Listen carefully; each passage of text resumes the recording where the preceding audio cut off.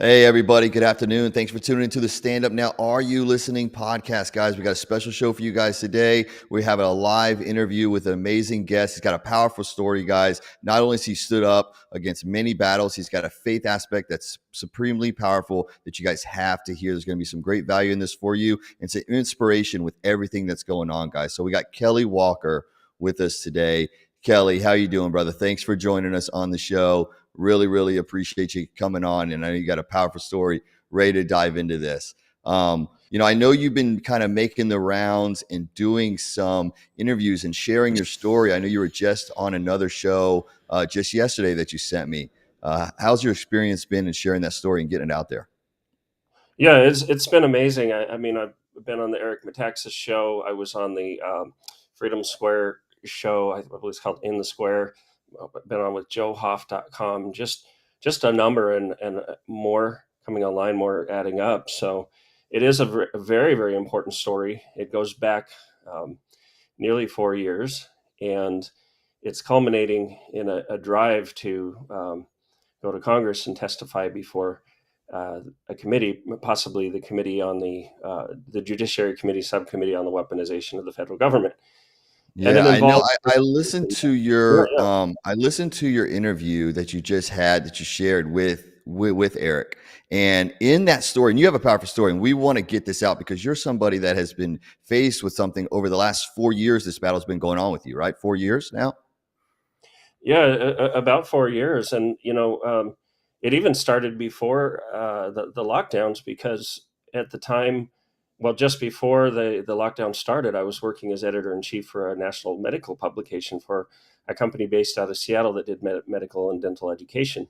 So I had a very good sense of exactly what this virus was. I was getting data out of China before even the media was in some cases because one of the nation's top doctors who was originally from China was on the staff, and he was doing 3-hour webinars every other week. So I had a really good grasp on what was going on in terms of the virus, but also when I saw how the government responded to it, when I saw what happened with businesses, I pretty quickly figured out what they were doing and that this was there were lies, the public was being misled, and this was being used as a way to control people, and I was very shocked at it.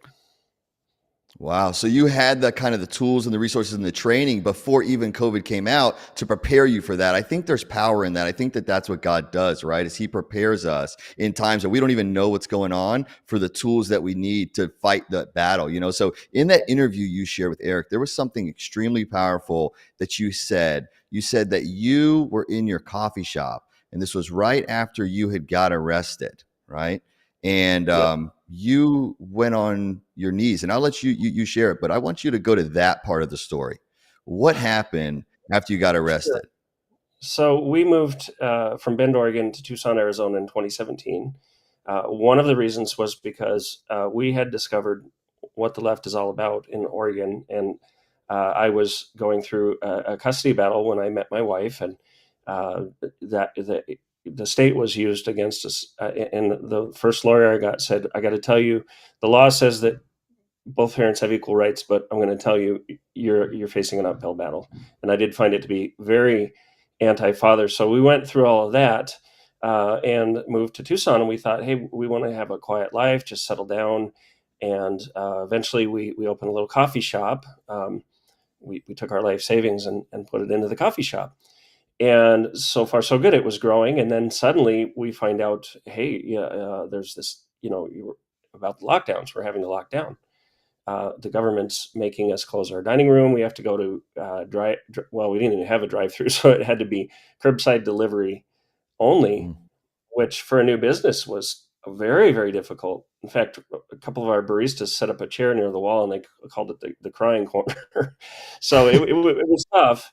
But then Pima County enacted a COVID resolution, and the title of it was something like uh, COVID requirements if 6 foot spacing can't be maintained. So immediately I saw, well, we've got this big coffee bar. We have some of our baristas who can't wear masks for health reasons, and I knew from the beginning the masks were just bull. And Yeah, they do more yeah. harm than good. I had studied and written about that before there was ever a mask mandate. So, but we wanted to be cooperative, and we wanted our customers to feel safe, whatever their choices were. But I told our baristas, whether or not you wear a mask is going to be your choice. As long as you keep that 6 foot distance, you should be fine.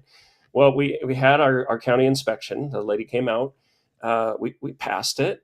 We got the paperwork for it, had the little county approved sticker on the window, and we're going along. And by this time, the dining room had opened back up. And one day we started just getting just a flood of fake reviews and 1-star reviews, and it's COVID coffee house. And we started getting threatening phone calls. Our baristas called obscenities. We got threats to kill me and my family. It was insane. And I thought, what is going on? We had some back the blue events and different things, which we got a little pushback from the left about, but this was just a whole other level. As people started sending me screenshots, they said, "Did you know that you're on the Pima County Wall of Shame?" It's this. They had set up this mask inspection program where anybody Yeah. could go out to any business and report them. The health inspector would trot out, inspect them on the spot. It was very Gestapo-like. In fact, Yeah. we had a customer who wrote a book called Born to War. It was her memoirs of being a child in Nazi Germany, and then under after the Berlin airlift under the Soviets. And she said that it was just like this. So it was. I emailed all the board of county supervisors and said, "Hey, I sent them some of the comments we were getting. I said, you need to take us off your wall immediately." I got this rather administrative answer. Well, it'll take us 2 weeks to take it off the wall. And I said, that's you don't understand. These people are threatening to come to my house and kill my children. This is very serious. Well, in Wow. the meantime, it was a 2/3 minority for the Republicans on the Board of Supervisors, but one of the Republicans invited me to a public meeting because I wasn't getting a response or any help from the county on this. I mean, this is very serious when death threats are coming in. So he invited me to this meeting, and I went to the Board of Supervisors, where they hold the meetings, and we were starting to go up the elevator because the meetings had been all remote, and all of a sudden we got up there and they said, "Oh, they're doing this one in person." So I went down, um, cutting out a lot of details. They had a public period where you could speak for 3 minutes. I got up for that. I started reading some of the comments that we had gotten on our social media that my wife and kids and our followers had to see. I didn't censor it, and within 30 seconds, there were 3 sheriff's officers who arrested me, wrenched my arms behind my back, handcuffed me, led me out, and booked me for disorderly conduct. And you can see that the video is out there. I can share it with you guys, So but when you got arrested, right? Mhm. How did that make you feel, knowing what you had done, the history you knew about COVID, the precautions that you took as a business owner to do everything in your power you could to prevent it? How did that make you feel when you were arrested for doing what was right? Well, I'll tell you how I felt. I went into that meeting under the presumption that these people work for us. We don't work for the government. And you can see during the arrest, I said I'll censor my language. I was willing to. They knew I wasn't directing that at them. They knew it. It was all a setup. It was all a ploy. But here's how I felt when the officer who handcuffed me was yanking on my arm. I didn't let him move me, and I said, "You are violating my civil rights." And he said, "You are resisting." I said, "I'm not resisting. I'm just strong, and you're going to get a lawsuit." And I stood up to them, and then I let him pull my arm behind my back because I realized, yeah, if they get me with resisting arrest, that's going to be kind of serious. So Yeah. So you were back in smart. You were in your senses. That you were in your senses in that yeah, moment. Even though, so you knew kind of what was going on and what you were yeah, faced ahead. So that was very smart of you in that moment to do that. Now you shared that you get back to the coffee shop and there was a moment where you kind of you broke down. I mean, you reached out. Not to say that you broke down, yeah, but you yeah. felt attacked. You felt like you were attacked. Like here you were doing the right thing, and you shared that, and I wanted to jump to that because I know that your faith and what you're doing in your fight is powerful and needed. But you got on your knees and you said a prayer, so Well, I'll let you share the rest. well, a quick wrap up to the arrest.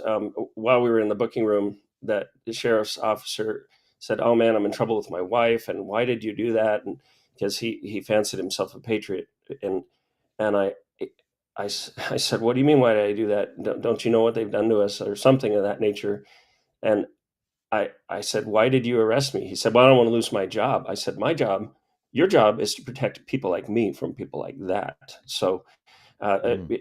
within a week or two, I think it was, the arrest was dismissed. Everybody knew it was a false arrest. So we had the day after that, because it was on film. Well, let me say that the day of the arrest, I came back to the coffee shop. It was a slow time of day. I was sitting in the coffee shop. Only the barista was there, and in walks Krista Reynolds, this 84-year-old lady who had, experienced Hitler's regime and the Soviets. And she came up and she said, "Kelly, I am so scared. It was exactly like this when I was a child." And she was visibly shaken because she had Mm. watched the arrest by this point.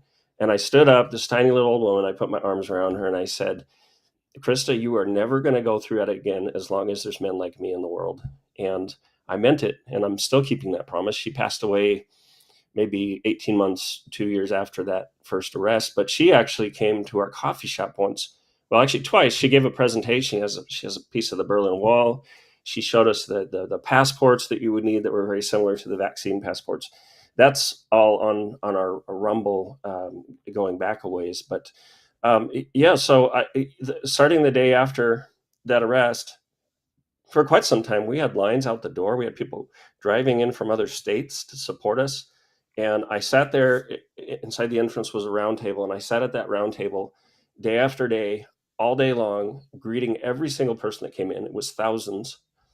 And it was such an intense thing. I was getting maybe 2 or 3 hours of sleep a night for a few days, but people were coming in, and I mean, I'm hugging them as they're weeping.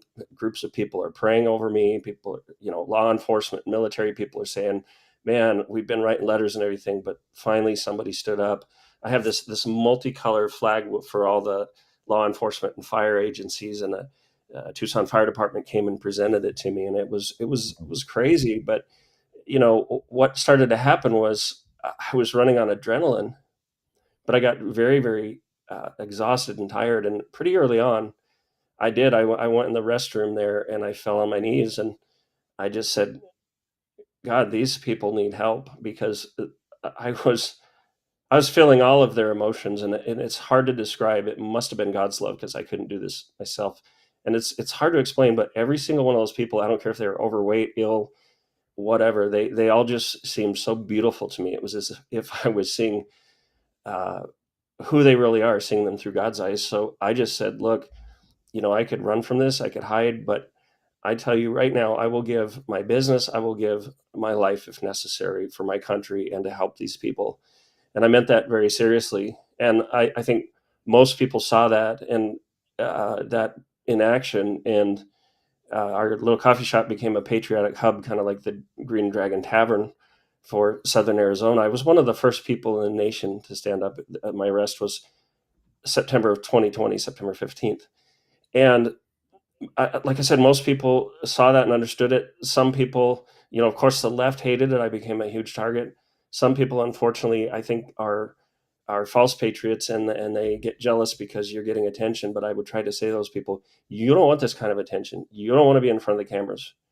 And we had ex-military guys volunteer to watch our house as an armed guard at night. And I find after about 3 or 4 days, I could finally sleep in peace knowing that somebody was watching my family. And we had law enforcement officials say, "Hey, I work at the county Department of Corrections. I get off at 2 a.m. I'm going to run by your house on my way home." I mean, it was an upswelling from the community that was very, very touching. But, you know, from That's that beautiful. time, yeah, and our coffee bean provider, roaster, publicly dropped us, for political reasons because we didn't support BLM and So such. you And started to get some backlash around this. So even though you were getting outpouring of support from community members and customers and police and firefighters and people stepping in, and this all happened after really it truly brought you to your knees. And you're a big guy, you're a strong guy. You saw what's going on. You were victimized in this. You reached out to God, and He gave you. I think through that you got the strength you needed. So you started to get attacked. You were losing business. You were getting attacked from that. Where else did this lead to? Where did this take you? Because this was back during COVID. What came after that? Because where did this go from there? Yeah, and when I was 10 years old, my mother committed suicide, and I witnessed her dying, and it was very traumatic. And Mm, I've struggled with PTSD and anxiety for years. It's been a battle, and only God would choose someone who gets anxiety attacks to stand up, to be the first one to go in alone, at least in our area. Only God could do that, and it's hard to explain, but He's given me a boldness. I worry sometimes about finances and different things. I fight anxiety on those things. But as far as facing up to corrupt people, no matter how much power they have, I'm absolutely fearless. And I can't say that comes from me.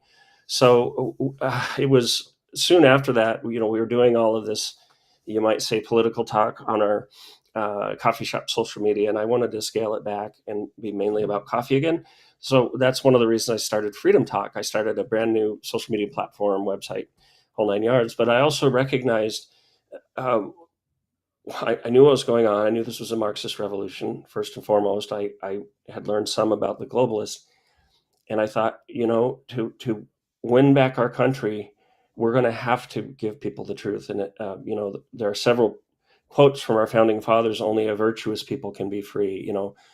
People with knowledge can't be overcome. And so, I created Freedom Talk with the idea that through giving people knowledge, teaching them about the true roots, the heritage of their freedom, teaching them virtue, that this is a way to, it's going to be a long haul. It's going to be hard work. I started a publication called Freedom Talk Magazine, which I eventually had to stop for a while because it was pretty expensive. But I started this podcast just with my, camera on my computer and crappy microphone and everything, and sometimes a bad connection. But it was the following August that Dinesh D'Souza came out and did an event in Tucson. He did a kind of an exclusive event at the coffee shop, and then I worked very, very hard to have a bigger event at a larger venue. And I got to tell you about that. I had his phone number on my phone from a long time ago. I wondered if it still worked, and I reached out and texted him, and I immediately got an answer, which I wasn't expecting. And I wasn't going to assume he's going to come out for free. I said, "Well, here's the story. I'd like you to come out and please tell me your speaking fee." And he said, "Well, if it's all digital online, it's $5,000. If I come in person, it's 15,000 plus expenses, plane, lodging, everything." And I thought, "Oh boy, okay, well, I guess we'll do the first option, because here we'd already spent our life savings. We're over a business that is new businesses is struggling."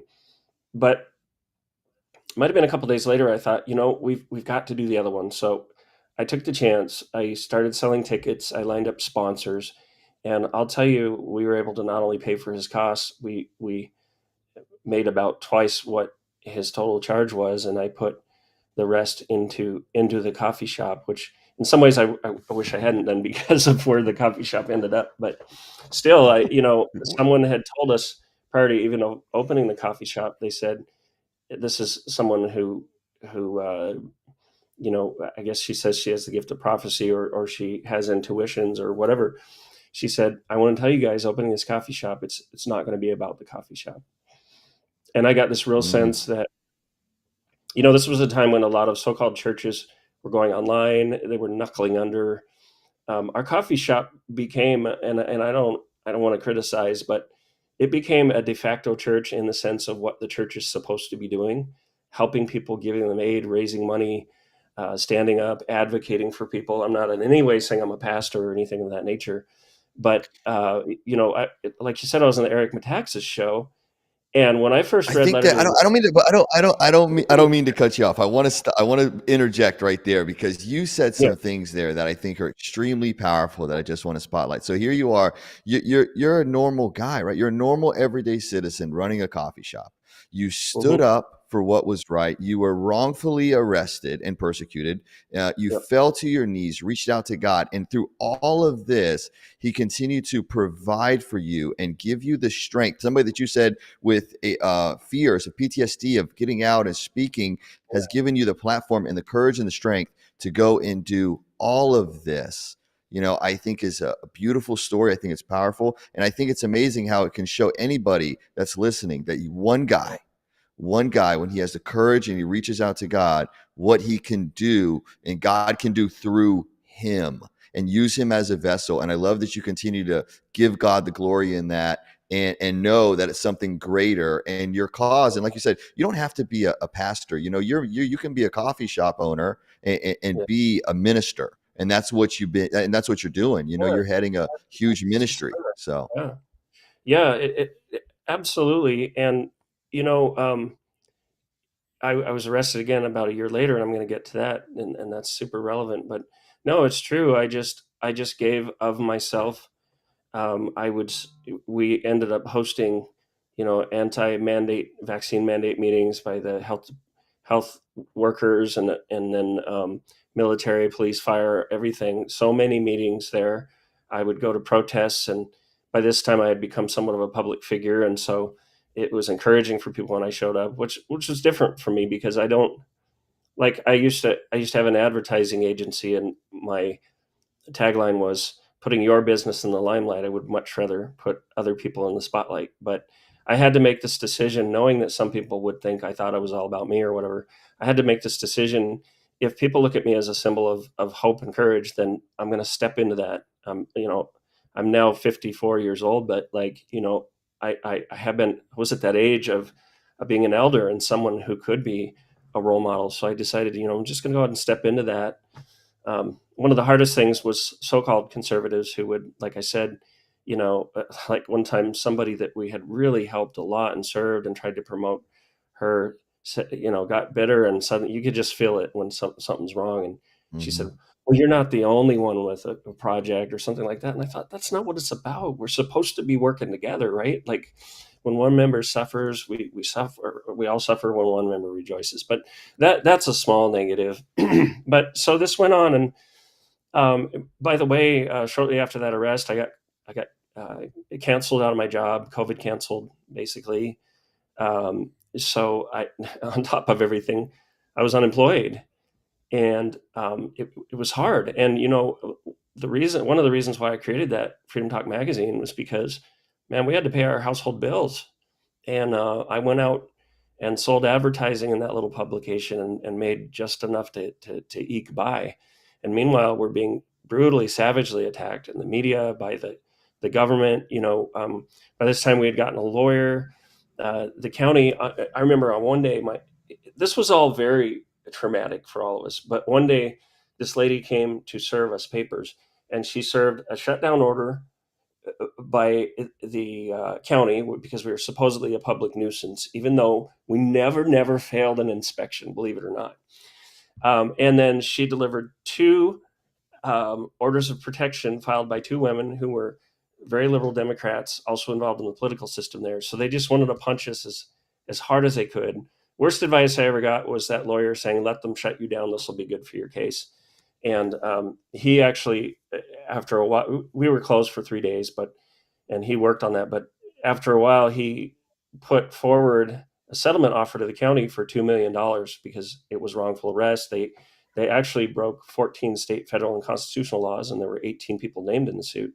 So they got a 70-some page notice of complaint, but it came with a gag order. And he said, even now, before we sign this, you have to stop talking on social media. You have to stop saying anything about this. And my wife and I thought about it and prayed about it, and we turned it down, and we fired the lawyer. And Mm, by the good. way, when he said let them shut you down, I knew they couldn't have because we had such community support. We ended up, I think it was the next year, showing down the county health department. They backed off and canceled their whole inspection program. But we literally walked away from a starting $2 million. They probably would have negotiated it down out of principle because we considered our country more important, and man, did we need the money. Can I Um, ask you this? so, yeah, You're facing, I mean, bankruptcy, you're facing arrest, you're facing the government literally coming to you and telling you you cannot speak online anymore. What is that? What did you feel? What did you go through? What are the mental break? Was there a break? Was there, because you're still standing up and uh seems like you're prevailing, right? So I just want to know, like, what did you go through personally to try I, to overcome? yeah. I think that the term righteous indignation from the Bible comes to mind. At that time, if you recall, we were watching people pull down statues of our founders and Yeah. burn buildings and kill people in the street. And, the media was portraying this as mostly peaceful. And I was so extremely angry because this is our heritage. This is our history. This is, I want to take my kids to see these places. And when this guy said, I realized later on he was playing both sides. He was trying to, negotiate with the county and get us to do a settlement so he could make the most money with the least amount of work. But we just felt like, no, we got to keep speaking out. So no. And, we didn't even have money for a lawyer anyway. People were contributing, we were fundraising. So the county got away with it for now, but I have a surprise up my sleeve, which I'll tell you about later. Um, Love it. Love it. I was very outspoken, and I was a burr under their saddle. They hated me, and they would pull those tricks, like and then the local media, of course, the left wing media put all these hit pieces out about me, and it was so dishonest. For instance, I'd be talking to a local TV station, and I'd say, some people think you have to wear masks. Other people think you don't have to wear masks. So what do they show on the news? You don't have to wear You don't have to masks. wear a mask. Yeah, absolutely, Got the absolutely. Trump You know, treatment. yeah, You yeah, it's like and that's the thing. So people. yeah, so in all of this, you here you are, backlash are coming at you, and you're getting this treatment. You're getting this treatment where they're twisting what you have to say. Yeah, Everything is kind of against you on that side. You can see the weapons coming against you. You're still standing strong on what you believe in, standing strong on your faith, which I absolutely love. That's what we're all called to do. And so for you to just stand up and to see that coming against you, to know what truth is, and to have them twist it and spin it on you, yeah. did that motivate you to stand up more? At any point did you say, this isn't going to go good? I mean, where were you at with that? It did, and I have to tell you, courage is often a decision. I mean, Mm. not long after the arrest, when health department came back for one of their inspections, like this lady came in and started taking pictures of these moms who were meeting with their kids. And by the way, in the resolution, you could have up to 10 people in one group unmasked. She started taking pictures of them, reported them. The health inspector came for like how many times, I don't know.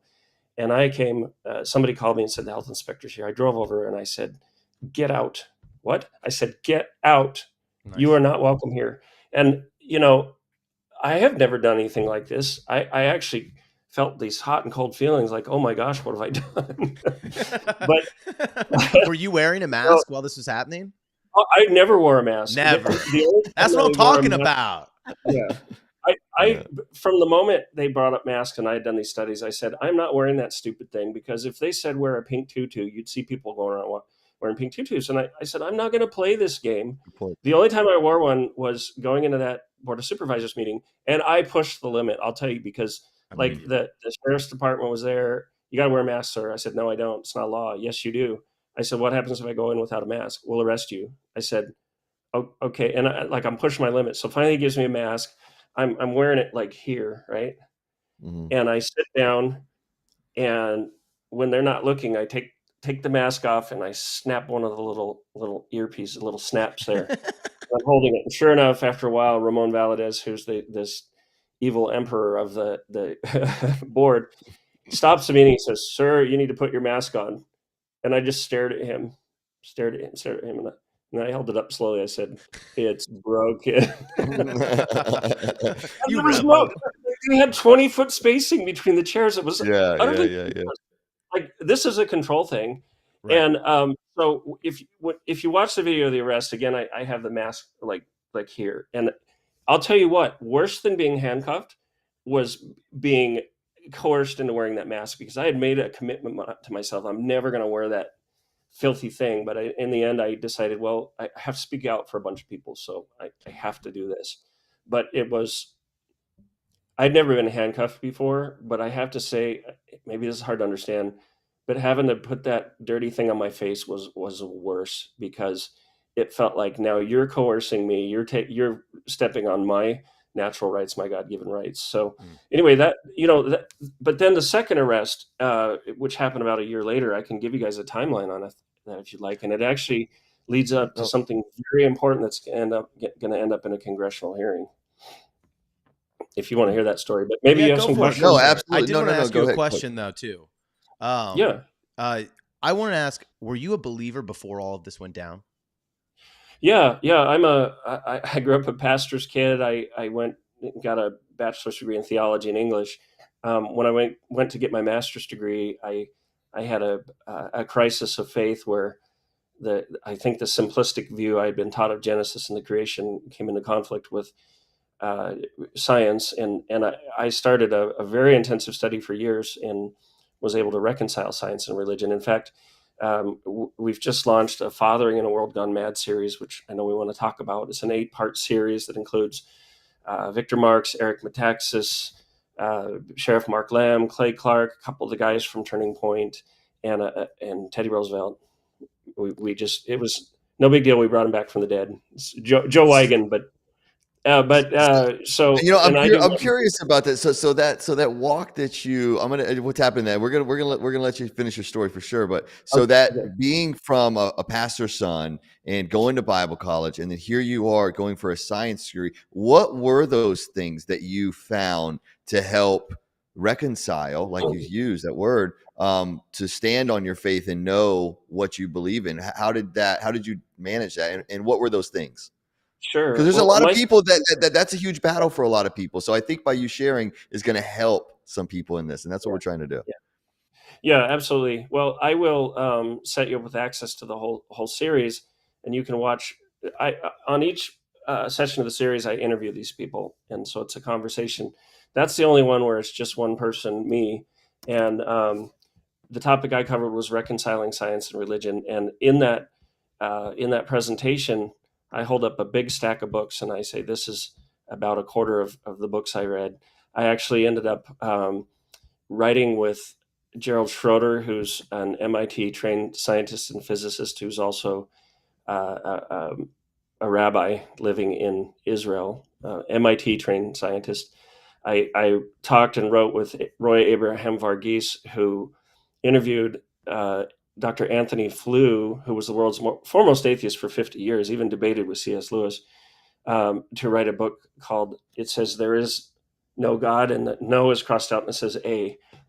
So I talked with him and wrote with him. I mean, I went deep in this, and just, between what I did was I took everything I had learned and went back to the foundation, to the basics. And I said, I have to follow the evidence where it leads. I have to be honest. And so I'm just going to start with no preconceived notions and see where this leads and build it up. And it was a long, painful process, but I ended up, my faith was strengthened. And I feel like, Mm. it's stronger than ever. And by the way, Eric Metaxas, his session is The Science Point to God. It's fascinating. Mine is related, reconciling science and religion. So, there are just different ways to explain creation, to explain Genesis, and everybody, especially young people, need to learn those and pick the best explanation. And some science was built on the foundation of Christianity, and many of those Christians talked about the book of nature and the book of science, or the book of nature or science and the book of God's word. And there really is no conflict between the two. The conflict comes when people come in with their own interpretations that actually aren't faithful to the text. Because, like John Lennox likes to say, a surface reading of Genesis, there's so much meaning in there from the first verse. So that's a very interesting discussion. Um, but I created the Fathering series as part of Freedom Talk, as part of this battle for the soul of our nation, because I recognized early on the Marxists have broken down this country and taken control of a lot of it from the inside out. They've gone into our schools, universities, entertainment. They're going after children. To win back our country, we have to take it back from the inside out.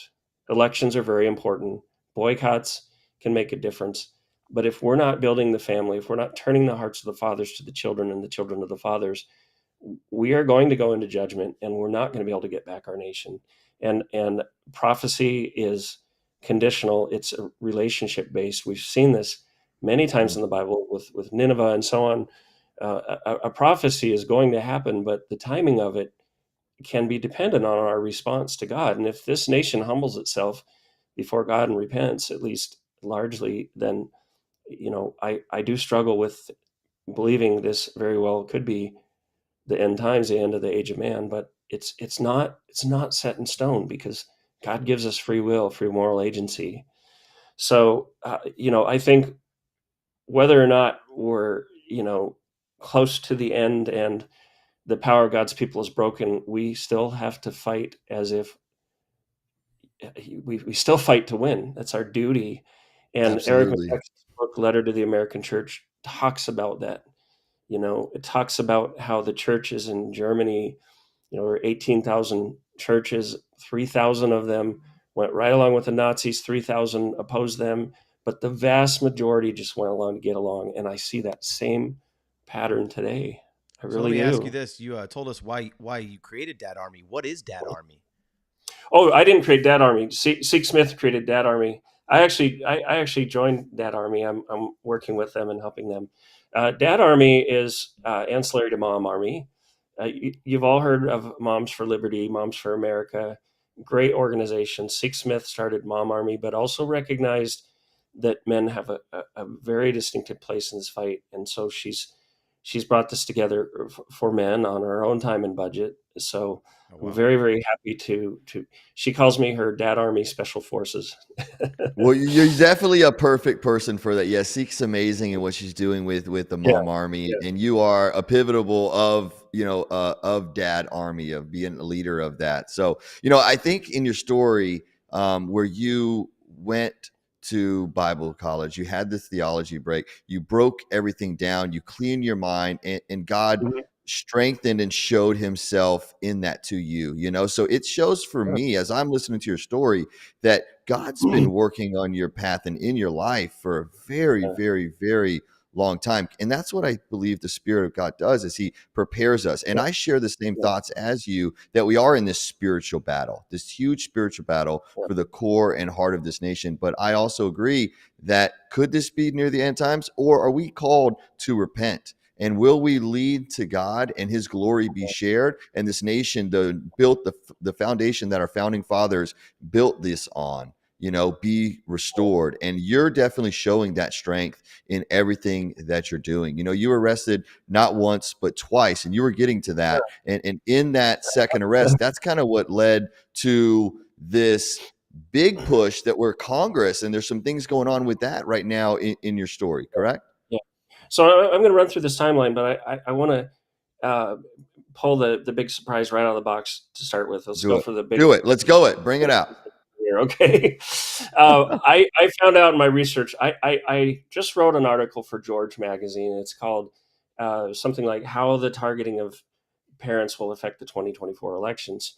Really informative article. It quotes three of the main parenting groups. It quotes several members of Congress. But as I was studying further, I I discovered, and this blew my mind. The mama bears get a lot of due credit, and papa bears have not shown up like they need to. But in point of fact, one parent was targeted specifically by this FBI federal government designation of parents as so-called domestic terrorists. The first person targeted was a dad, was a papa bear, and I found out it was me, which blew my mind, but it also explained why our family has really gone through hardship and suffering that you often, Christ learned obedience through the things he suffered. And Mhm. we've just, for 4 years, it's been very, very hard. And it's, sometimes breaks us down beyond our limits, and only God can strengthen you. But it's also been a real privilege and an honor to fight for people. But I want to go through this timeline to give you a little bit of perspective on, Yeah, please do. so Please do. yeah, yeah. So on April 26, 2021, we held a Freedom Talk event at our coffee house, and people had been meeting there. It was kind of the de facto town hall, and a whole big group of parents. The coffee shop was full. I have some pictures somewhere. Uh, Came together and said, "We need to go to the next school board meeting together as one and get their attention," because we had been telling people that these COVID policies are leading to youth suicide, are leading to health problems, kids reporting migraines after, imagine wearing a mask in 115 degrees and running around the track. It was devastating. And you can go back and see that the statistics bore that out. The suicide rate went way up. So the next day, over 200 parents showed up at the school board meeting. The cameras went immediately to me because I was already identified as this troublemaker, this Yeah, dissident. yeah, yeah, yeah. You've been Have to be labeled, you've been tagged, you've been tagged. Yeah, but I was glad of that because I knew what happens when the cameras go on you. It's not glory and fame and, oh, look, I'm on TV. It's like you're a target and people are going to Mhm. come after you. And I was glad to stand between them and the people and the media. Imagine these cameras pointed at you, microphones. They said, "We understand you're in charge of this event." I said, "No, I'm not." They said, "Who is?" And I pointed to the people. I said, "They are. This is their meeting." And a couple of those ex-military guys had come with me. They were concerned about my safety, and I was the first one in the building. There's media pictures of me. I'm literally scooching around the guy who's checking people in because he's a big guy, and there was like this much space to get in. And we'd had this conversation. He said, "You can't come in with a mask." I said, "We absolutely can. It's not a law. And why would we wear masks when we're here to talk about how we don't believe in masking?" And we had this argument, and finally he said, "Well, we'll designate a room. We'll put you in a room with monitors." So I was literally scooching past him saying, "Excuse me." And of course, right then, the Arizona Daily Star snapped that picture, and it was on the front page. Kelly Walker barges into school board meeting. And uh, so I went in with those guys. Someone running for state senate came in. There were a handful of us, and they tried to shut down the meeting. They tried to deny these people a voice. And I remember standing there. We were face to face with the administration. Uh, Superintendent John Caruth was there. Some of the staff, by the way, was on our side, but they didn't. They were in a professional capacity. But uh, and they said, we're going to shut down this meeting. You need to go. And I said, I am rooted to the spot like an oak tree. We are not going to leave. You're going to let those people in and have a voice, which we have a right to do. That it's not even civil disobedience. It's obedience to the Constitution. Right. Mhm. So eventually they let them in. I turned to the guys with me and I said, "Okay, this is our time to exit because this is their moment, not ours." Because I had already gotten plenty of attention. Now, what happened next went viral. It went around the country. People were calling it the shot heard around the world, for school boards versus parents, you might say. All the people flooded in. Um, the story was that the board fled or hid. Somebody noticed that and said, "Hey, by the rules of quorum, if the board isn't here, we can vote in a new school board." And 5 parents stepped forward and they swore them in as the new school board members. Right away, I knew that wouldn't work. Right away, I was concerned because, I mean, all these conservative shows were saying, "Yeah," and you go on social media, "That's the way you do it." And I thought, no, that's not the way you do it. Unfortunately, I love the idea. I love these people's courage, but they're not Mhm. going to just step aside. And sure enough, John Caruth and his cronies went out on this media tour and portrayed all of these parents as hostile, angry, violent. Said they came with firearms. Well, I think there were a couple people there who had their everyday carry. They didn't know better. It was nowhere posted. I mean, better to leave it in the car. But the only point at which people got angry was when they tried to shut down the meeting on them because they were standing up for their children who were dying. We had a kid in our Mhm. neighborhood blow his brains out. We had another kid uh, take a swan dive off the bleachers in the very auditorium where the school board started meeting. Wow. Isn't And that there was, Wow. ridiculous that like trans people they will say if you don't transition them, they'll commit suicide and they will honor yeah, that. They will force parents like yourself to make sure your kids turn trans so they don't commit yeah. suicide. But when they're What's wearing the masks, they say nothing.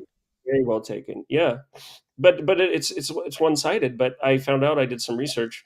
John Caruth and the Vale School District, among other, they were getting millions of dollars for forcing kids to wear masks from the CDC. and the Oh pharmaceuticals. yeah, And follow the money always. Yeah, Yeah. absolutely. It was definitely Which is a also why they huge push support. and control. Which is also why they yeah, support, mutilation of our children, is because it's money. yeah. It's a war. It is like all these people with these gender studies degrees have to build up an industry so they can pay their student loans off. But there was a 16-year-old boy who sent me his speech, wanted me to give a few pointers on it. Um, he wanted to go there and talk to the board about why his friend committed suicide because of these policies. He didn't get to speak. What they ended up doing was controlling the situation. They let a few people in, kept everybody else out in the hallway, and said these few people could speak. And it was ridiculous because after that meeting, they were all over social media and the radio and TV talking about how bad these parents were. And they had these ringer parents who'd come on and say, "Oh, well, you're just a wonderful school district and we need to keep our kids safe and blah, blah, blah, blah, blah." It was just like this PR cover up job. Yeah, And pushing the kids were narrative and twisting the truth for what they crying. wanted to see. Yeah, yeah. We had a young man and his family come for a Freedom Talk event, and Krista Reynolds, this 84-year-old survivor of Nazi Germany, we had this public event. This boy had been put on suicide watch. He ended up weeping. His whole family and me and some others were, you can watch it on the video. We're standing around him. We got our hands on him. Krista Reynolds is hugging him, gives a copy of her book. And this kid went from being on suicide watch to going and speaking at the school board meetings. Not only the Vail school board meetings, he'd go to other school board meetings and chew them out. And I was That's so proud of him. amazing. That's amazing that you guys were Young inspired, a people. young 16-year-old, and it shows you where your strength. That no doubt that 16-year-old seeing the impact that you were making, that way God was using you to get out there, be strong, be that front voice. Was he able to have the courage to do that, Oh turn my away God. from potential suicide to stand up Yeah. and be a voice for somebody else? That's amazing. So that goes to show you the impact that Yeah. one man, one person standing up for what's right can do. And it was so cool because every now and then, like I'd be at the grocery store or something, and one time these two teenage boys came up. I knew who they were, and they're like, "Oh, can we get our picture with you?" And I'd never experienced that before, and I thought, "Oh man, this is great for them." I've been doing gardening. I'm in my tank top. I'm all dirty. I got a hat on. Look like a redneck or something. And they want their picture with me, and I thought, "That's great, man. They need role models to look up to, especially in this day and age." And Yeah. what was really cool is when Dinesh D'Souza came out, there was this young lady. Her mom ended up running for state senate. She's now in the Arizona State Senate, but she was so on fire.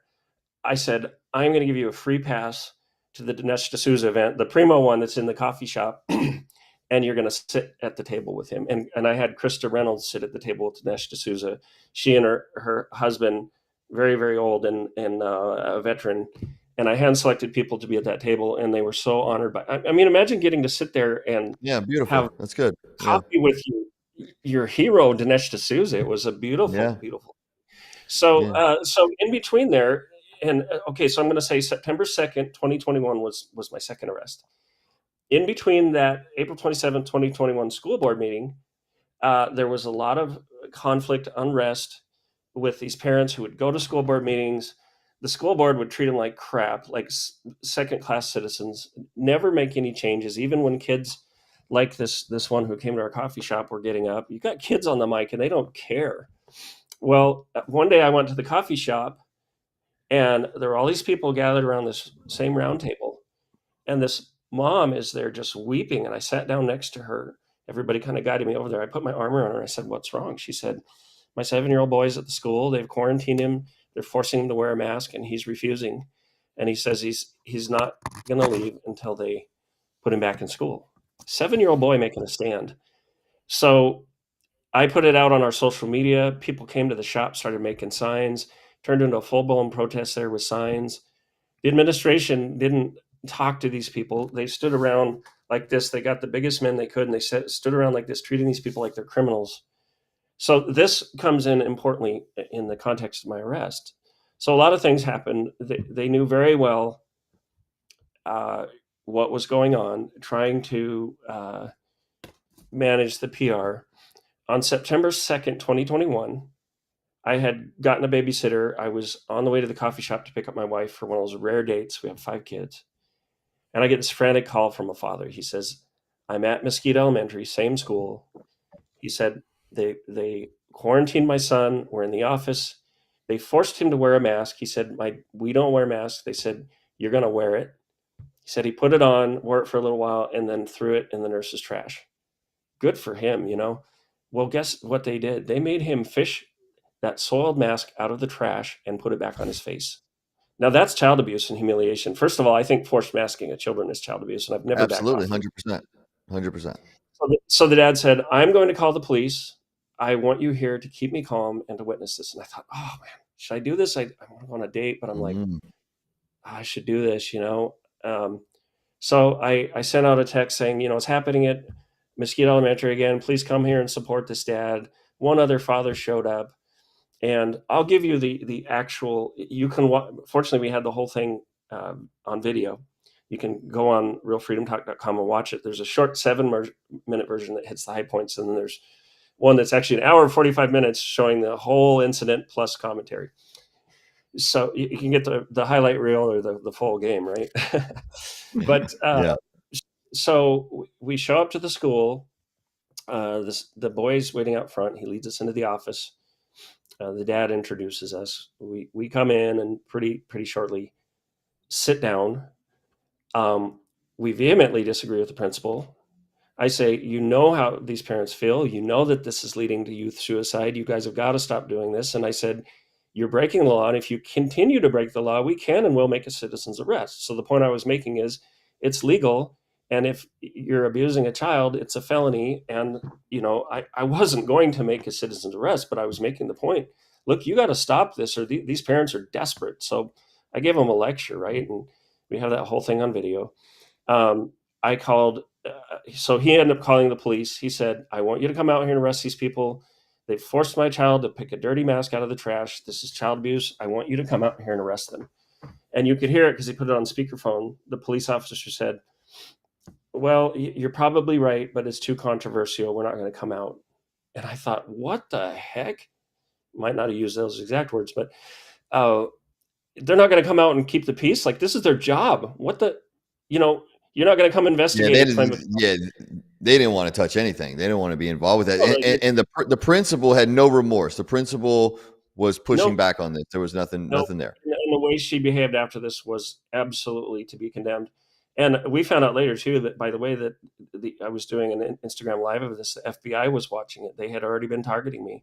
We also found out that because I ended up calling a sheriff's lieutenant and a state senator to get advice for this dad. And going back to just before that school board meeting, that same sheriff's lieutenant told me that he didn't tell me who at the time, but he later told me John Carruth called his office, said, we want you to profile. They wanted them to profile me and watch me especially.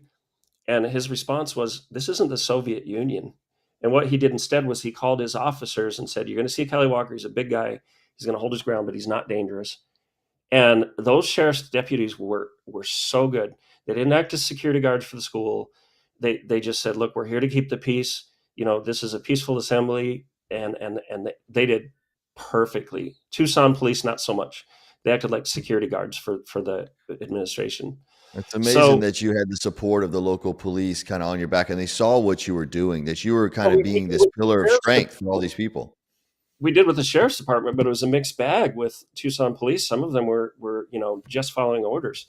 Yeah, So, I think that's the scariest thing about all of this is people just saying, oh, we're just following orders because they want to keep their jobs, right? And I think it's beautiful that you, out of all people, a mild-mannered, like you're obviously a big guy, a very mild-mannered person, has stuck up for the rights of everybody in that town and kept your coffee shop open.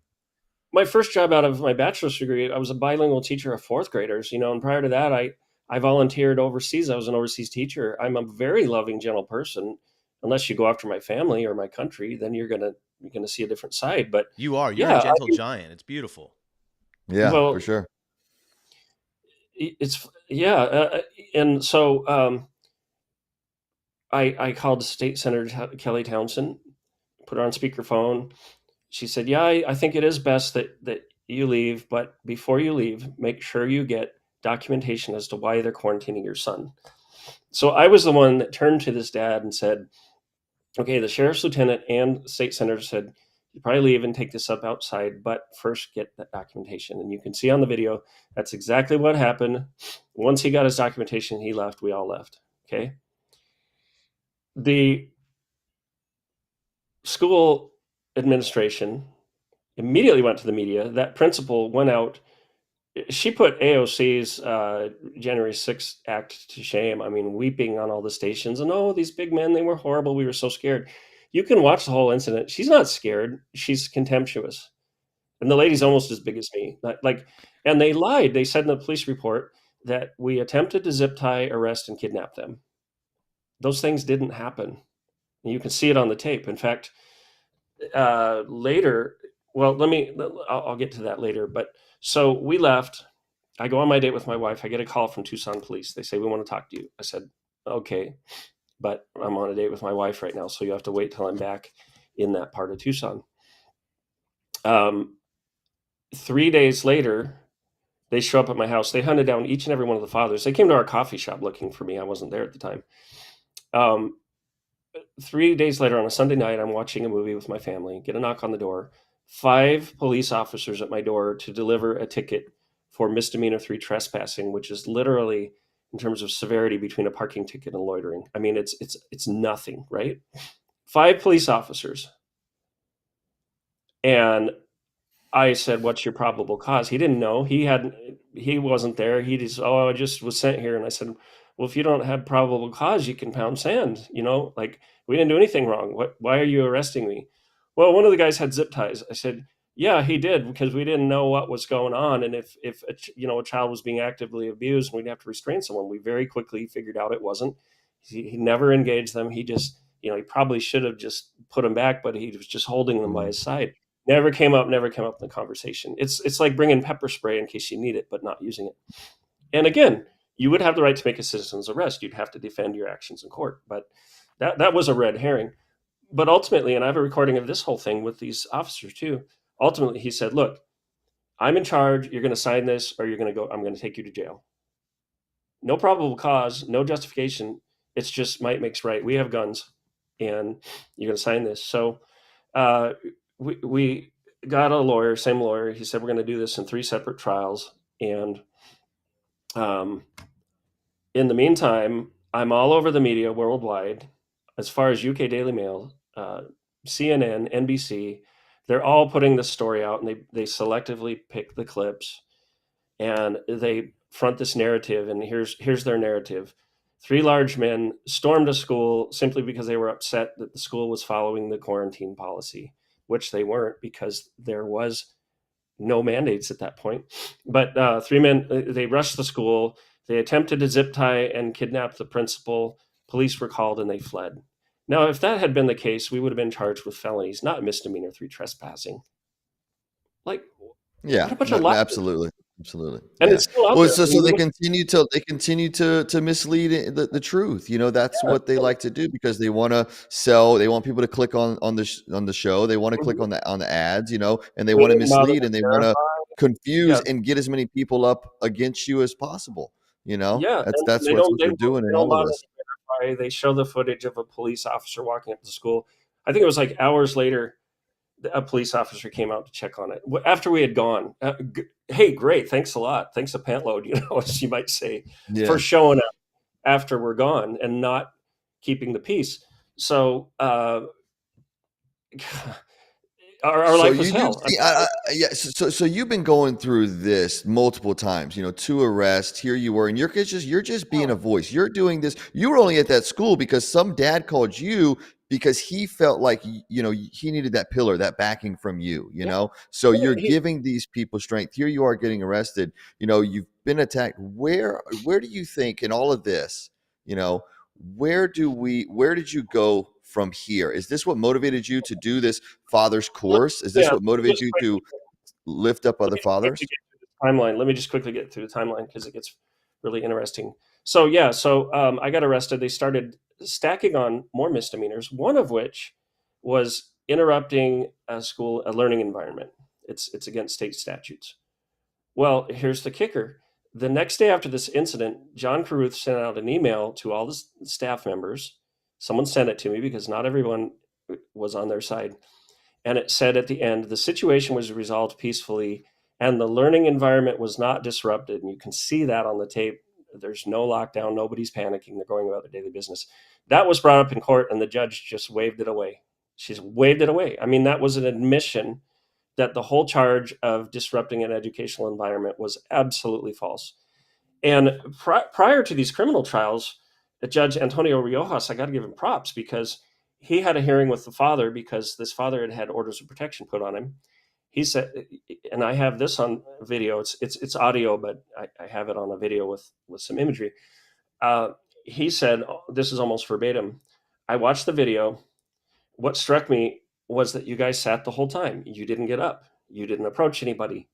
All you did was disagree with them, and you have the right to do that. And then he turned to the school people and chastised them and said, they have the right to disagree with you. You don't get to tell them how. I'm dismissing the orders. And I thought, man, this is great because our trials are coming up. Look, if you watch the tape, you're going to see 3 angry dads who just sit there and disagree. That's it. Nobody was threatened with arrest. Nobody was spread up against the wall. That's all false. And here we are, the 3 of us dads, getting letters to our mailboxes at our home saying things like, I think it was one person or maybe a group or Soros funded or something, saying, we're going to come to your house when you're least expecting. It's not going to be anytime soon. It's going to be when you forget about everything. We're going to come, we're going to zip tie your wife, rape her, and murder your kids in front of you. And I'm bringing this to the FBI and the law enforcement, and they did absolutely nothing. Nothing came from that. Nothing came from that. I found out in discovery that they had 15 Tucson police officers investigating me for sitting in a meeting.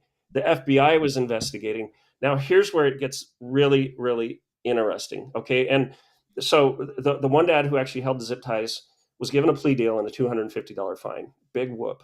The other dad was given a larger fine. Me, they sentenced me to 100 days in jail and a $10,000 fine. And I did nothing different than the other dads. It's because you had put yourself as a limelight through all of this, and this was their chance to get you. That's what this is. That's all it was. Yeah. They were trying to silence you. Yeah, and they stole the $10,000. They put a lien on our house. When we sold our house, they wouldn't give it back. We had to spend another $4,000, I think, total on a lawyer. He managed to get the house to close, but he said, look, by the Arizona Homestead Act, you don't get to keep that money because they didn't make enough on their home sale. Well, we don't consider it their homestead. We're not going to give it back. What our home? So they went against the homestead laws, and they kept the money in this. Is that what made you finally leave Arizona? Is that what finally made you just up and get out of there? That was part of it. Besides the fact that my wife's family sold us out of cowardice, and that's a whole other story. I won't go into it now, but that's a harrowing story. But you can't drop that on us and not tell us. We went to part 2. I have a whole video. Your wife's family sold you out? Look, they did an armed takeover of the coffee shop, changed the locks on us, pulled a restraining order against me, so I couldn't even go to my shop. I counterfiled one and asked that one be dismissed, and he retaliated by reporting us to Department of Child Services. And that's my wife's like, that's it. We're out of here, man. You go after my kids. I mean, her own father did this, and it wasn't because he was left. It was because he's a coward. He's a coward. This is after we had. You guys were getting it from every which way. It seems like. I mean, wow! So goodness gracious. We get out to where we are now. We sell our house. We want to get back into a house. We're closing. We find out they seized $10,000 illegally, mind you, which we would have needed for an appeal because the day after that stupid kangaroo court trial, we filed a notice of appeal. Well, guess how much we had to put down a retainer for an appeal? $10,000. They seized it. We didn't have it because if we would have put that down, how are we going to take care of our family? I mean, it is that ludicrous. Wow. And I just decided, that's it, man. I wrote I'll pause in a second. I wrote a 3-article series on realfreedomtalk.com called The Art of Defiance.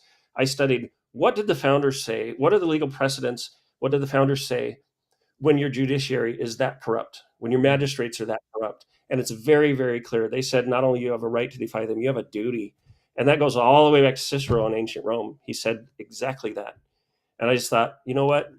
Screw your appeal. Screw your warrant on my arrest. I am going to defy you because that is my responsibility as an American citizen. Now, listen to this real quick. I'll pause for a second before I continue. No, no, no, no, no, no, no. Yeah, no, no. It's just a little comment. People are loving what you're saying, but Yeah. I love that in this. So in all of this, here you are. You're getting attacked, arrested. Your own family is kind of going up against you guys. You're getting liens put against your house, but you still have the strength and confidence to know what is right and what is true. You stand on it firm, and then you create this course to empower and to give knowledge back to fathers and other people that don't know what to do. So you're a warrior. You're a true warrior of God, and continuing on. I think that is amazing. Your just Yeah, determination and faithfulness is a and powerful. I'll tell you, now that we've moved, we have PTSD, especially my wife. Like the other day, a Terminix truck pulled up in front of our house, and she had a panic attack. Like, is that another police vehicle coming to arrest Probably you? I mean, is. I mean, it's hard. Yeah. No, very. I don't think It so. And wasn't, thankfully. Thankfully, he's able to do the show, so it wasn't Yeah. the Terminex guy. There was no, just a You here's bug never problem know. next door, but you never know. The way here's they're the pulling up on people today, absolutely. Oh, I No, know. that's a Like right fear. my friend Siaka Masakoi was out in this area for a film premiere. Went back home. Black actor. He was with Babylon Bee and other things. Goes back home. They seize him at LAX and perp walk him for Yeah. spending 71 seconds in the Capitol building 3 years ago. But let Yeah, me get we back to actually had him on. We actually had him on the show. He oh has yeah, a powerful great, story and great everything. guy. Now, I want to say, I want to have a spotlight for this, Kelly, because I know that you yourself, you're going through all these stuff. You have a Give, Send, Go that's set up, and we want to make sure to put that on the screen for anybody that wants to support Kelly, that's listening to this story right now, that wants to give to him. So it's givesendgo.com/freedom talk, and that money will go to help Kelly and his family in their battles, and to continue on to push this forward, to get these father series out there, and just support him in his cause. It's needed. That's what we have to do as everyday Americans. If we see somebody that's being attacked from a weaponized system and they're coming after him, somebody that's willing to stand up, that doesn't really have to, we need to do everything we can to give back and support them. So you guys can go to givesendgo.com/freedom talk and support Kelly in his missions and everything. So we support you in everything you're Thank you doing, so much. Kelly, for that. Really appreciate that. And I want to say I need to get to the kicker of the story because it's really good. But I Oh, want go. to say there are people out there who are holding the line, who are putting everything on the line. I would give my life for each and every one of no greater love has a man than to lay down his life for his friends. I'm a Even father of me. 5. I don't want to die, but look, the thing I'm saying is there are some people who put it all on the altar and are going to do what it takes, and it's people like that are holding the country together. But thank you for the Give, Send, Go, and it's not only to help our family, which we do need, but I'm going to tell you what else we're going to use it for in this battle. So let me get back to the timeline, if you don't mind. So I was arrested September 15th. 14 days later, on September 29th, the National School Board Association sent a letter to Biden asking for, and Merrick Garland asking for federal assistance to stop, quote unquote, threats of violence against public school children, public school board members, and other public school districts, officials, and educators. So the National School Board Association sends this letter to Biden and Merrick Garland. October 2nd, October 4th, Merrick Garland issued his infamous memo to the FBI instructing federal resources under the Patriot Act be utilized and designate parents as domestic terrorists. Well, 14 days after that, on October 18th, 14 attorneys general sent a letter in response to that, citing this NSBA letter as quote unquote massive fraud. It's a very long letter, very well written. Jim Jordan's Committee on the Weaponization of the U.S. Government and other congressmen spoke up. At first, Merrick Garland and the National School Board Association doubled down, defended the letter. Eventually, the pressure was so much, they apologized, they rescinded it. They said we used unnecessary language, and it was indeed a massive fraud. Now, I wrote about this in my George Magazine articles. You can access it at realfreedomtalk.com. But here's what blew my mind. After I submitted that article, I kept studying, and I found some emails that had been obtained through FOIA from the National School Board Association. And there's one email in there that references a parent who led the Vail School District meeting and was involved in bringing zip ties to a school. So they identified me specifically and put the full weight of the federal government on me and my family. Now you know Wow. why what would have been at worst misdemeanor 3 trespassing came down so heavily on me. This is absolute political persecution. It's a Absolutely. two-tier justice system. It's wrong. It's wrong. And I don't have an obligation. Look, and I have a criminal record now. I haven't committed any crime, but I have an obligation to stand up to them. And here's where I'm taking that obligation. In June of this year, late June, I wrote a letter to several members of Congress. Within 2 days, I got a response from Jim. Well, I shouldn't say who it was. Well, I just blew it. A very prominent congressman. I think the cat's out of the bag anyway, but very We prominent love it. congressman. We love it. We love We Jim love Jordan. Jim We love too. Jim Jordan. Go Oh, ahead. yes. All right, it's Jim Jordan. A staffer got back to me. He had designated a team of 3 staffers and said, send us this information. We're going to investigate this. Meanwhile, Paul Gosar from Arizona is engaged. Eli Crane from Arizona has engaged. Andy Ogles from Tennessee, who's our new representative, has engaged. And they've been investigating these people. They're in for a big surprise. They've been investigating these people since July 7th and pulling this together. I sent them this article, and now we're talking with these congressmen about taking me and Seek Smith and some others and a couple of lawyers and meeting with these congressmen in DC and preparing for a congressional hearing, likely before this subcommittee on the weaponization of the US government. And we're going to hit back, and we're going to hit back hard. And this is not just for me, this is for other parents. Even prior to my arrest, there was a school mom. She was a customer at Viva, and she got very inspired. They quarantined her child at a school in Sahuarita, Arizona. Her husband, some friends showed up. Their daughter was there, and they simply said, "We're not going to leave until you give us a rationale for why you're taking our child out of school." And by the way, trespassing, the law says that you're trespassing if a reasonable request has been made for you to leave. You're on public property. You're demanding information that you're entitled to. It is not reasonable to use the police as security guards to make you leave and then trespass you like you're a criminal. But here's what happened. They handcuffed her, they handcuffed her husband, and they handcuffed the 16-year-old girl and shoved them into police cars. That 16-year-old girl is going to remember for the rest of her life being handcuffed and arrested by this Gestapo. The principal of the school and the judge were very chummy in court. One of them, I forget which, called the mother a bitch. And that magistrate, her name is in my article, by the way. I'm outing all of this. Congress knows about it. She sentenced Jennifer Mahuta, a school mom and children's book author, to 5 days in county prison to quote unquote teach her a lesson. And she went, but then they were going to have her do remedial courses and write a letter of apology, if you can imagine that. By this time Put they her in moved. jail and try to demoralize her for being a Exactly. parent that stands up for her And child.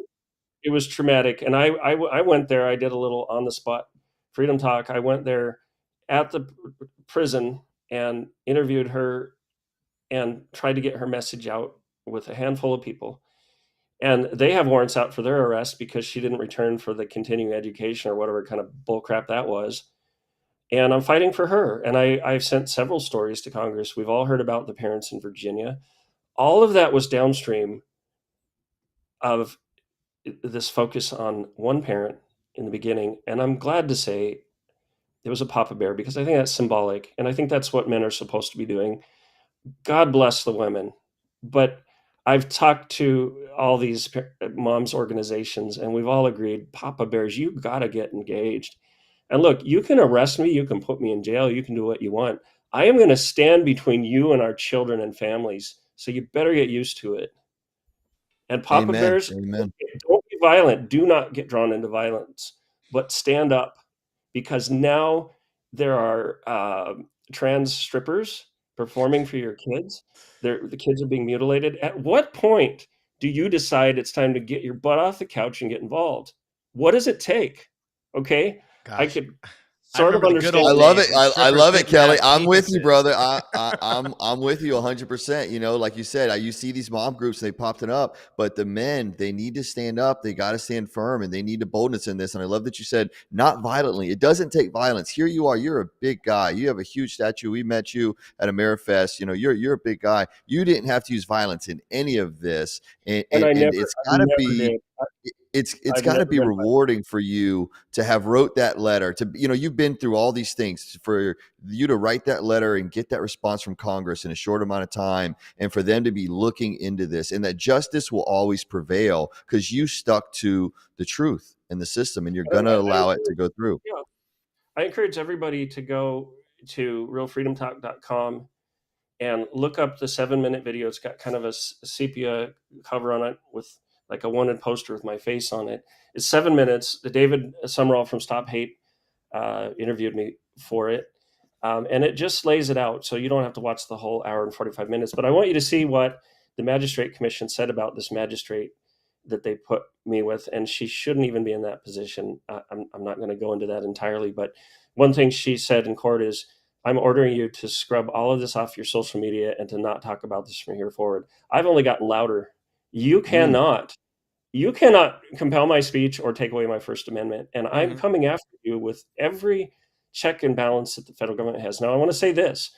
Um, we've continued this fight. We came here with our home equity money.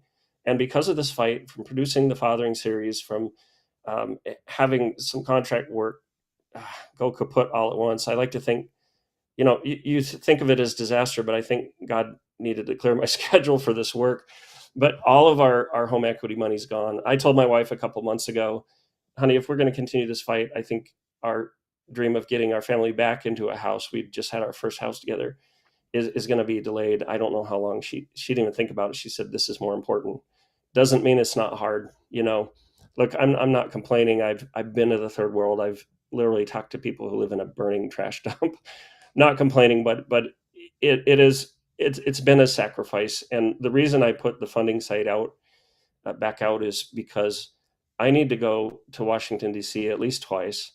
Part of the reason our money's gone too is I traveled. Like I spent my own money to come to America Fest, to other events, to meet people, to get support. And back in the day, anybody who's fighting for their country will have people call them grifters and such.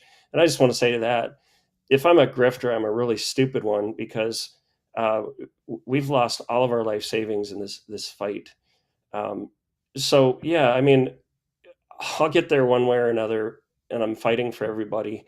Um, but we would appreciate if anybody feels like they want to donate. And I want to say this in a general sense.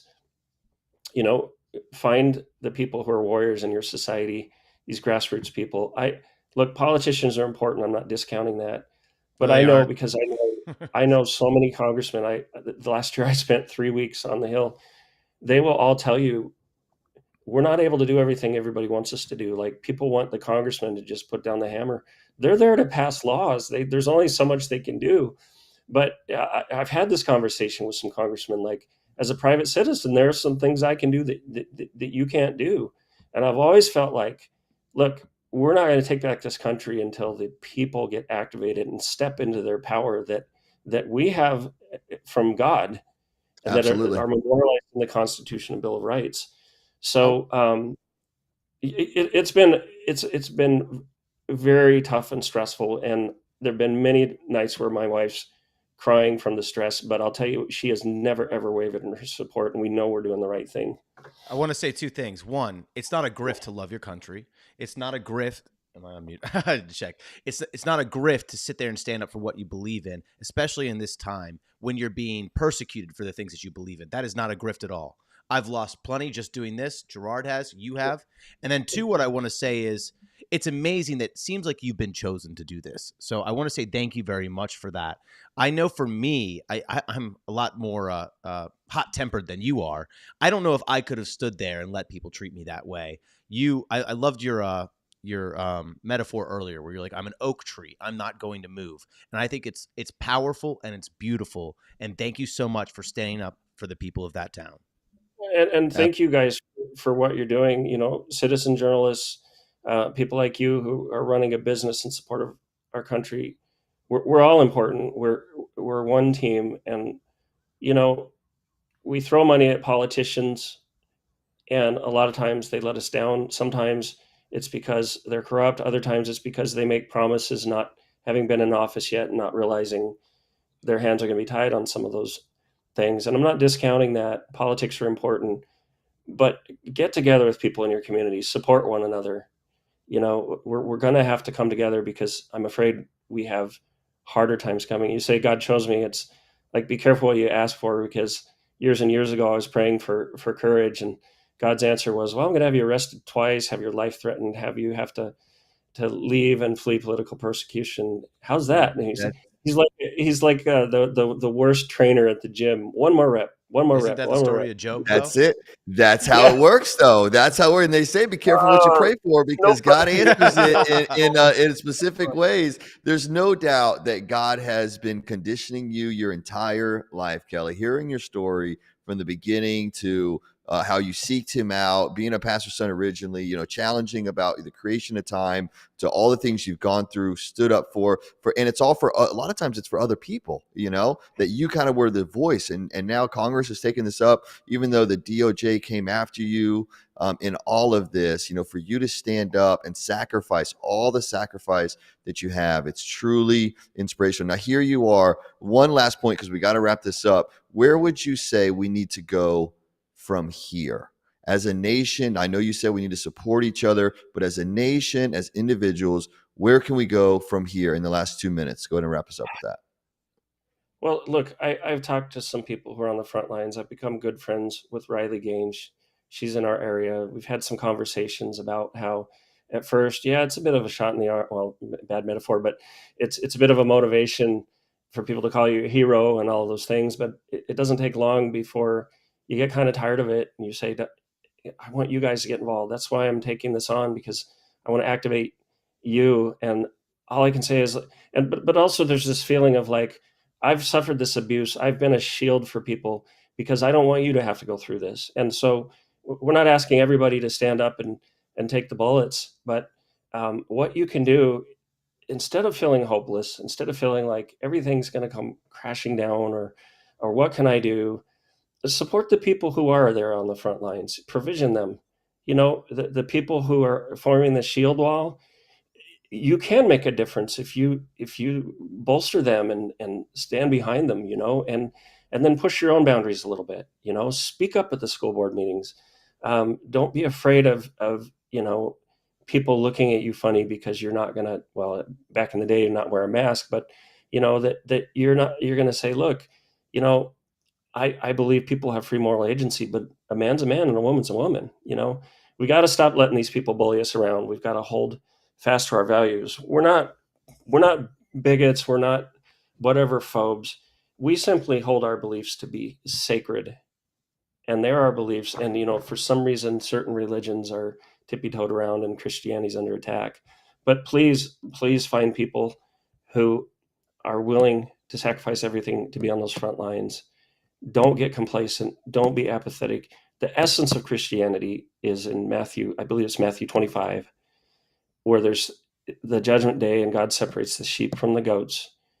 And people say, when did we see you sick? When did we see you in prison? The people who are actually doing that don't even keep track of it. He says, you did it for these people, the least, when you did it for me, when you did it for the least of these. And then the people he condemns us as the goats in the analogy. They say, oh, well, we built really nice youth programs and had great worship music and built these ministries. Why aren't we entering the kingdom? Well, when did you visit me in prison? When did you come to me when I was sick? Well, when were you these things? You're Jesus. You weren't. You didn't do it to the people around you. You are going to be judged for that. And I don't mean to be harsh, but I see so much apathy and people looking out for themselves and not willing. Look, one of the J6 gals, she's a single mom, 2 kids. She has some people she's going to trial. She's facing a potential sentence of 4 years to be away from her kids. Her youngest is really young, a toddler. And she asked some people, even family members, to write a character letter. And she said very, very few people responded. Even my own sister wouldn't write one for me. My wife wrote her one, and we offered, if she goes to prison, that we would take her kids in for her. Wow. And You're amazing. You're amazing, Kelly. That's Christ. It's not me. I'm a selfish man. No doubt. You have. But the contrast is marked. If people can't even take 15 minutes to write a letter to someone who's going to be sent to prison. How do you think they're going to be judged when Christ returns? How do you think you're going to be judged if you're not willing, when it's in your power to do good and you're not going to do it? Can you tell I'm a preacher's son? Well, the You're problem good. is the You're loss of good. Christ, right? That's the problem. And that's the one thing we're trying to do with this podcast that Gerard's done an amazing job with, is try to get the eyes of the Lord back in to people's spirits. Well, we're doing this together. We're all doing this together, and we're Yeah. called to do that, you know. And Kelly, your story is inspirational. I know people are going to hear this, and they're going to feel empowered in this, you know, to look at things not just from the eyes of what the media is telling them, like you shared in your story, how it was twisted multiple times, you know, but to really seek out truth. In order to do that, you have to do it yourself, you know. Open up the Word. Look in there. God will speak to you. Just like Kelly, when you had to question some things, you did that. You know, you knew that. We're going to end with a prayer in just a minute, but before we do that, you know, you gave us one verse, but is there a verse or is there a story in the Bible that in all the struggles that you went through that you can turn to for your source? Is there one that sticks out to you? We always like to spotlight everybody on that verse that speaks to them in all their struggles. Yeah, I'm actually looking it up so that I can. I'm bad with that too. I got to say that I know the word, but when it comes to like paraphrasing, and then I feel wrong because of doing that. You know, I feel like I'm misguided in it. So I don't blame you. We'll give you a second to fill that up, Yeah. guys. We appreciate everybody for tuning into the show, for listening to Kelly's amazing story. He has his own website. You can guys go to realfreedomtalk.com. You can also support him at there it is on the screen, realfreedomtalk.com. He's got amazing fatherhood series. He's got people with like Victor Marks, Sheriff Lamb. He's got one himself. I think you can download it for free for the first one. Go out here and support this patriot, this dad that has been standing up, guys. He has been attacked. Even the DOJ, when he says that that parents are the wrong for doing what they're doing, just for being everyday people. This is what you're supporting, is somebody, a true patriot like Kelly. So Yeah. we'll let you go ahead and get that verse out. And I want to say, by the way, FBI agents who are watching me, hi. 15-year-old come Hey, back. You are the Gestapo. Knock it off. You're on the wrong side. But here's the scripture. Philippians 2 and verse 4 is the essence of it. Do nothing out of selfish ambition or vain conceit, but in humility consider others better than yourselves. Each of you should look not only to your own interests, but also to the interests of others.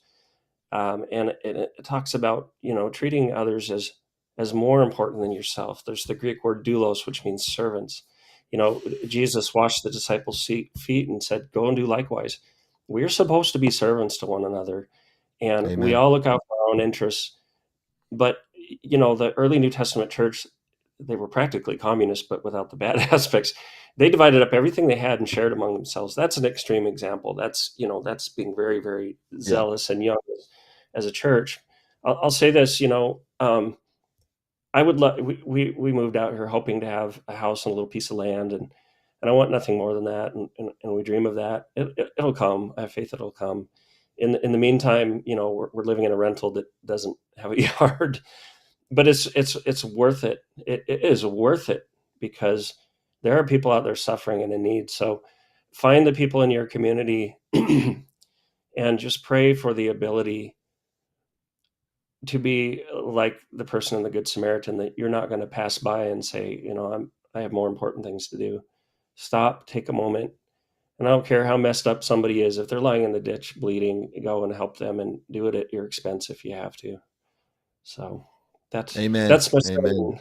No, and that verse it speaks to your character and everything that you're doing, Kelly. So you're truly amazing. You're holding the spirit. You're carrying that torch. Many great things are going to come your way. God is going to bless you. He's going to continue to bless you and your family for everything that you're sacrificing, because that's what you're doing. So, guys, we thank everybody for tuning in. If you like this show, go ahead and make sure you subscribe to the podcast.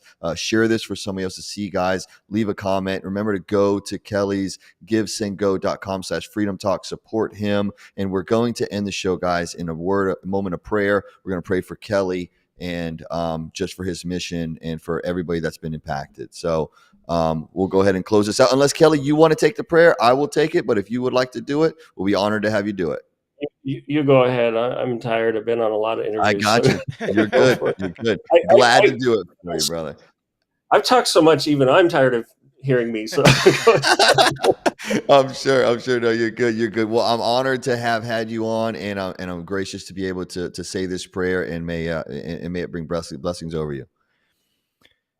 Dear Heavenly Father, we just thank you very much for this opportunity, for the tools that you have provided, for allow us to come together, Father, to allow Kelly to share his powerful testimony. We thank you for all the struggles that you put Kelly through, for all of the lessons that he was taught, for the strength that you gave him in his weakest moments, that he knew he could turn to you, and that you are the beacon and the guiding light that is giving him the strength to continue to fight this fight over the last 4 years. We know and we trust fully in your name, God, that you will prevail in this, that Kelly will be lifted up, his family will be lifted up, blessings will become upon them.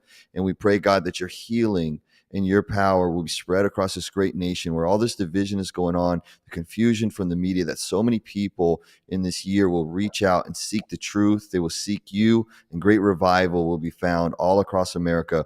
We pray all these things humbly in the precious name of Jesus. Amen. Amen. Thank you.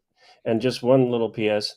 I am looking for gainful employment and or contract work. I'm a very talented writer, producer, all the rest. You can go to my website and see that. But um, you know, I'm glad to be here doing this. I'd love to. I had plenty of work up until July, and the economy and some different political things made it tough for the people who were contracting me. So just to put that out there. In the meantime, I was looking for work during the holidays, which is almost impossible. So part of the funding kind of helps us get through till I find something good. So thank you guys. I really, really appreciate it. Y'all are wonderful. No Thank problem, you. Kelly. Thank you very much for taking your time to come on. Thanks the show very much, Kelly. Have a great day, brother. Stay blessed. You too. Bye-bye. Bye.